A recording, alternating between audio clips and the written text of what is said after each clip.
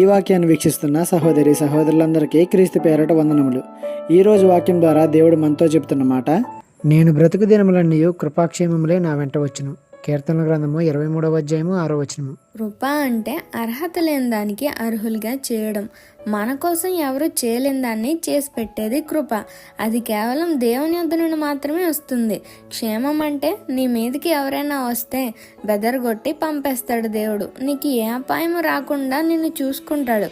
ఈ కృపాక్షేమము మన బ్రతుకు దినములని మన వెంట రావాలంటే మనం ఆయనకు లోబడి జీవించాలి, భయభక్తులు కలిగి ఉండాలి. నోటితో ప్రార్థిస్తే సరిపోదు, మన జీవితంలో కూడా చూపించగలగాలి.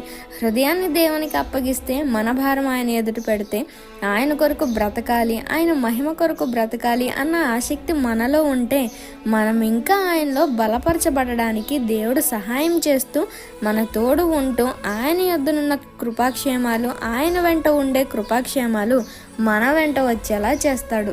ఈ చిన్న సువార్త పరిచర్యలో మీ సహోదరులు. God bless you. ఆమేన్.